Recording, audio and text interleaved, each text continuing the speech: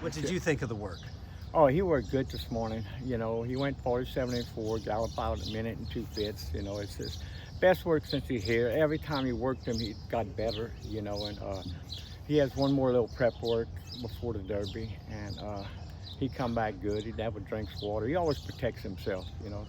I can tell Bethany go a minute and 1, and he'll go a minute and 2 and come back bucking and squealing and like, ha, you know.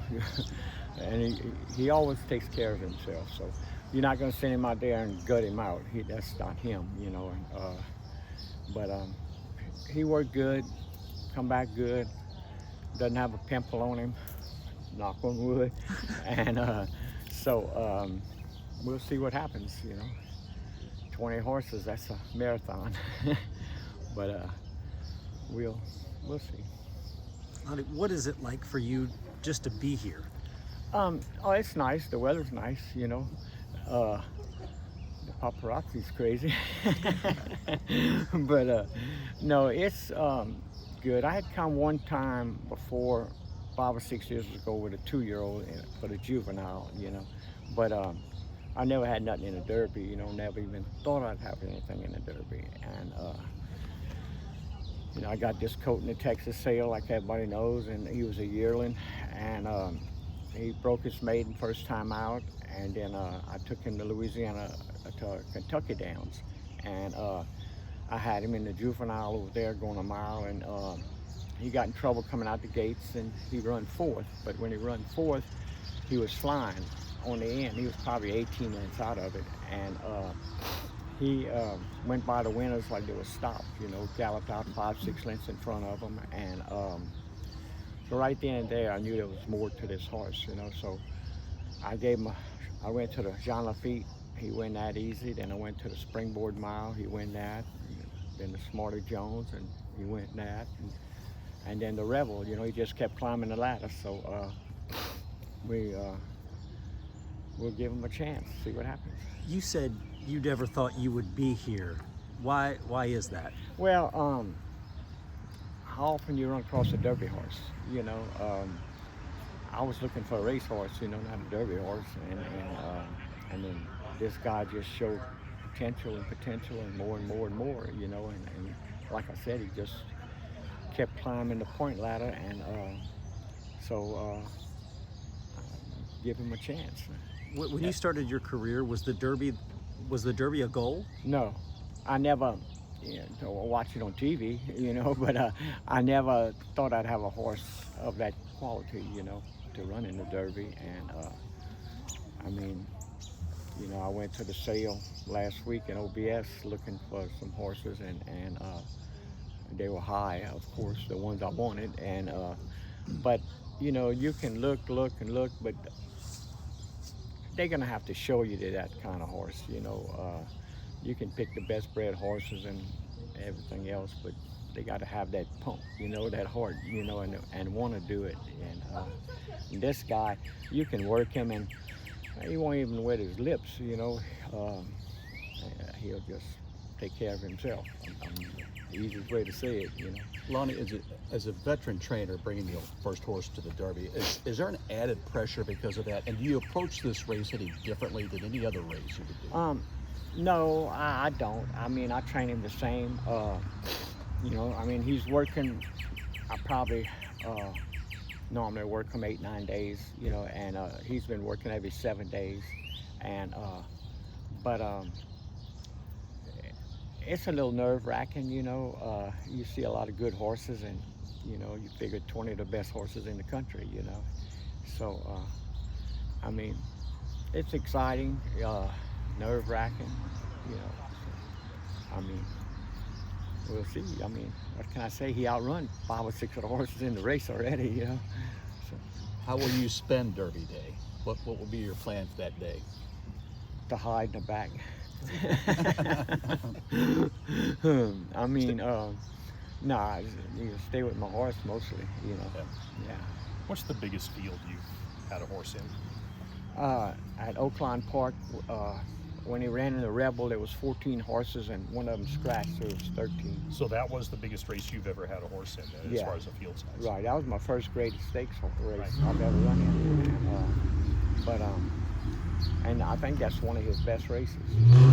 Did you, knowing that you had the points already when this last race came along, were you that worried about the outcome of the race? Well, I always worry about it, you know. He was fresh that day for some reason. I mean, there had a lot of people in the paddock, and Oaklawn, the paddock's kind of condensed, you know, and they were yelling and stuff, and he kind of got on the muscle, and then I had to put the overgird on the walk, you know, and so I told Vargas, I said, he's gonna be a little fresh coming out the gates, because usually he always breaks good, and you can kind of grab him and place him where you want him. And he broke running, and then kind of cuffed in, and Speed King went to the front, and they opened up 5, 6, 7 lengths, which I was glad, you know, because I said they're gonna set some fractions, they coming back, you know. And they did, they hit 45, but when they started backing up, my rider got a little nervous, and he punched the button too soon. You know, they were coming back to him, so he went on. But Mr. Marcassi had told his jockey to stalk Cold Battle and don't move till he moves, you know. Now, if Vargas, my rider, would have waited till 5/16 pole, then I think, you know, he has such a quick turn of foot, then I think it'd have been catch up, you know, and they'd have had to catch him. But he run third, grade 1, you know, he come back good, everything's good, you know, it wasn't a disgrace. Would you be worried about him being fresh with 150,000 people yelling at him? Well, we went to the paddock yesterday, and he worked today, so we'll go to the paddock next 2 days for sure, you know. And but the way they have it set up, all them horses to meet right outside the gates, then walk up, and then go to the 8 pole, and everybody go in the paddock, then go in the paddock. That's asking a lot, you know, for a horse, you know. But it's what it is, you know. And but hopefully he'll be okay, you know. But I won't know till the day. Tell us a little bit about yourself. How many horses do you typically carry? Normally I have about 30 in training, you know. And with Louisiana, your main base? Yes. I'm from Louisiana. You can't tell how I talk like that, Chad. But and I run at Oaklawn Park. I stable there, and we run at the fairgrounds, Delta, Evangeline, and Texas, you know. And, I usually, if I have a horse that I can go somewhere with, I'll go, you know. And but you know, I brought 4 of them over here. That's pretty nice horses. Are you planning on keeping them here for the meet? Well, it depends what happens in Derby. You know, if he does good, then we'll probably go to the Preakness, you know. And if he doesn't, well, then we'll probably finish the meet here. Given that it's your first Derby, you have an outfit picked out already or not yet? A what? An outfit picked out, a nice Derby outfit? No, I got some short pants. No. Lonnie, I'm gonna turn my hat backwards. But, when you got that yellow saddlecloth that says Cold Battle on it, what was that moment like for you? well, you know, they gave one for the Arkansas Derby and for the all the big races he ran in, you know. So I mean, it was, you know, you look at it and you think, you know, the Kentucky Derby, you know. But it's one race at a time, you know. And it's never easy, you know. I mean, but what can I say, you know?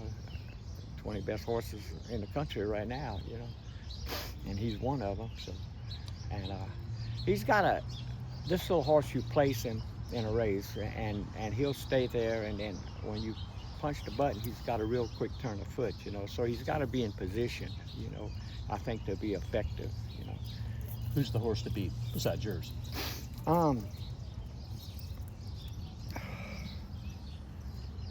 I'm gonna tell you, they got a lot of long-strided horses in this race, and any of them get checked, they're in trouble.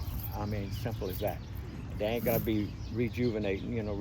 But this little short-strided horse, a little quick-footed horse, if he gets to move at the quarter pole or the 5/16 pole, you know, if he can squeeze on the rail, you know, he'll be dangerous, you know. But then there again, if he doesn't, and them long-strided horses, they'll outstride him, you know. Yeah. So it's tactical, you know. I mean, it's You When couldn't. you get to this point, do you allow your mind to think about what it would be like if you were to win next Saturday? I'll probably cut across the field, you know, so I can dodge a lot of people. But no, I don't know what it'd be like, you know. I guess, I don't know if it'd be true or not. Post position draw this Saturday. Do you have a preference? I thought about it, and then I tell you what I had done. At the OBS sale, I kept hearing somebody call my name, Lonnie, and I'd turn around and I'd look, you know, and I said, who's calling my name? And then Bob Baffert walked up to me, and he said, man, I'm so happy for you, you know, I'm Bob, and, you know, this and that. And we talked and cut up a little bit, and then a couple hours later, I seen him and I hollered at him. I said, hey, Bob, I got a question. And he said, what's that? I said, what's a good hole for the Derby? And he said, well, we don't pick them no more. You know, he said, they quit that a few years ago, but he said, I can't tell you the good one, but I can tell you the bad ones, you know. And he said, them end gates, he said, they're a little narrow and stuff. And he said, your horses are not comfortable in them. And so, you know, we talked and cut up a little bit, you know, and I enjoyed that more than anything in the sale. But so I don't know. I guess to answer your question, I'm thinking between the 8 and 11, somewhere in there, you know, because my horse has enough quick turn of foot I can get over and get in position, you know. The 1 hole, everybody's coming over, and then the 20 hole, that's too far out, you know. I might as well go the other way. But it's so, you know, we'll see. The luck of the draw. Lonnie, do you, knowing that you're here, do you appreciate the journey to get here even more? Yeah, you know, I'm very competitive, you know, and I just, you know, I want to win every race. But yeah, you know, I mean, actually, when I ran in the springboard, I didn't know that was a point race for the Derby. You know, and then when I went it and they told me that, I said, what? And then we went to the Smarty Jones, and I knew that was a point race, you know, and then we were supposed to go to the Southwest, and then Mona said, let's go to Smarty Jones instead. And I said, okay. And then after that, we went to the Rebel, you know. I'm referring to the career journey. The career journey to get here. Oh, yeah. I mean, that's been fun. I remember my brother buying a horse for $1,200, and he said, can you win with it? I said, oh, yeah. You know, and first time I run second, and the jockey was James Avant. And he said, man, I'll win with it next time. I said, I'll hold you to it. And so next time I entered him, and I told him, so you remember you told me you'd win with this horse? He said, I did say that, huh? And but he did. He went with him. Was that at Evangeline or? Yeah, that was at the old Evangeline. Yeah. When was that? Oh Lord, I can't remember back then.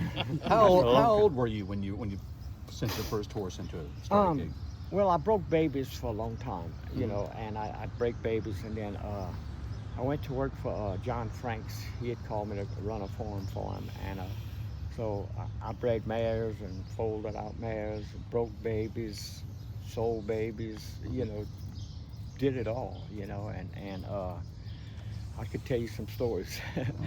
But, and then Mr. Franks was getting ill, and they was gonna sell the farms and stuff, and then I went out training a few horses. May we ask how old you are now? I'm 72. 72. Yeah. Where would you be if you weren't at the Derby? On May 3rd, where would you be running horses? I'd probably be at a team roping. Seriously? Yeah, like me and my grandson, we like to rope, and I mean, being honest, but yeah, I'd be a roping.